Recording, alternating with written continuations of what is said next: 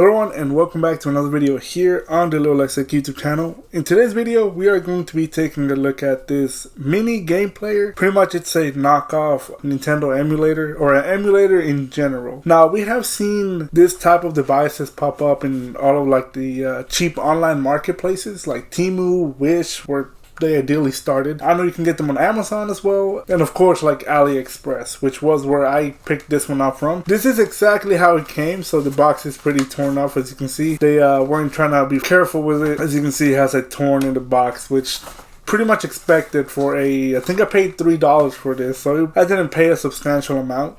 Now, like I mentioned, this is a emulator, cheap one. After that, you have more premium offerings, which that would be something like the Analog Pocket. As we see here, this is more of a premium, and this is not just an emulator. This has original chips which allow you to play the original cartridges. As you can see the back of the device, you can play the original cartridge, and it's pretty awesome. I've gotten to play with it. A coworker of mine has it, and it's pretty awesome. Analog, it's just the quality of this device is absurd. It is better than any of the Nintendo offerings. This thing just feels like quality. But in today's video, we're going to be checking something completely opposite, which is the cheaper side of the emulator realm. Now, I've always been curious about these devices. Granted, they are super inexpensive, and like I said, you know, most of the time AliExpress places, you know, they come from China, so they don't really get transported well.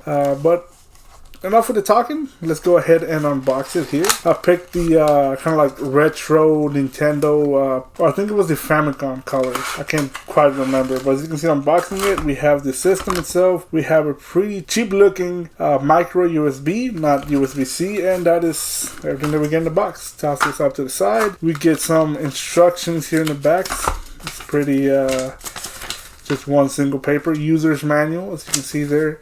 Tells you the power button, direction key, LED indicator, loudspeaker, game keys, start volume, and reset. And then we have our charging on the side, obviously. I doubt it that it's charged, but let's go ahead and take a look at it. We pop it off the plastic here. And first impressions, this thing is pretty thin and pretty light. It definitely feels cheap.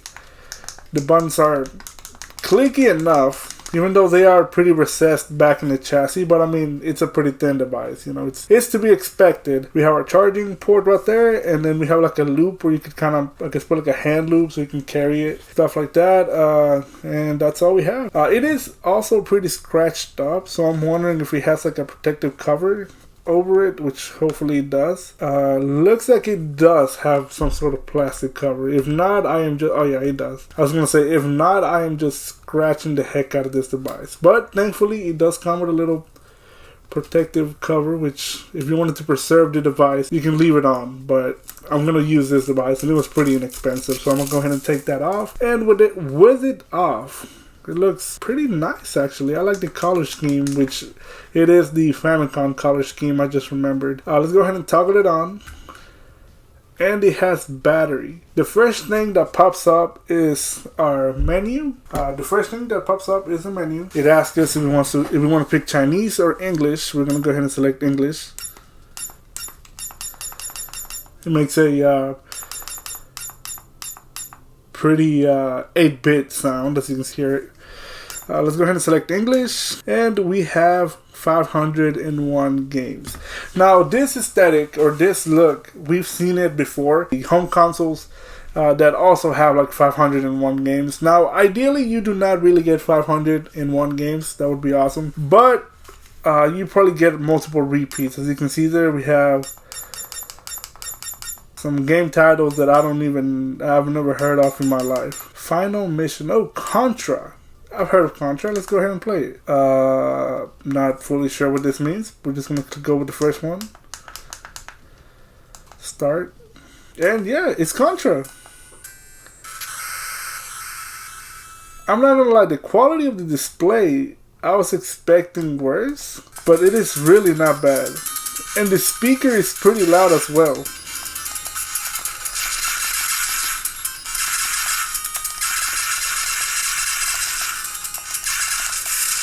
Dang it, I died. I should probably not play that out loud. I'm pretty sure it might be copyrighted. But for the price that I paid for this is not bad at all. This is our volume button, and then start. It doesn't look like we have options to change the brightness, unfortunately. Let me see the quick start guide. It says do not disassemble, do not drop, and then store it in certain places. It says nothing about brightness. So this is the brightness that it will come with. I'm actually curious about the internals. I kind of want to take it apart. Let me know if I should do a video taking it apart. I feel like that would be pretty cool. See what kind of things are running in the background. You can kind of see it's a little translucent right here, what might be hiding behind.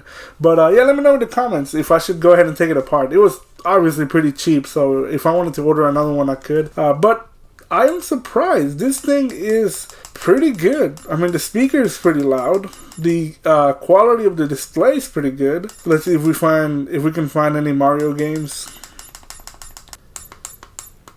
UFO Race. I am curious. I have to check that out. Seems like a pretty...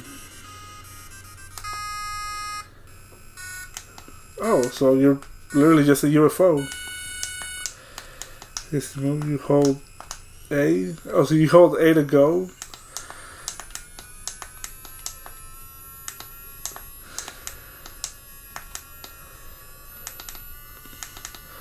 This is crazy how we literally thought that this was a racing game back in the day.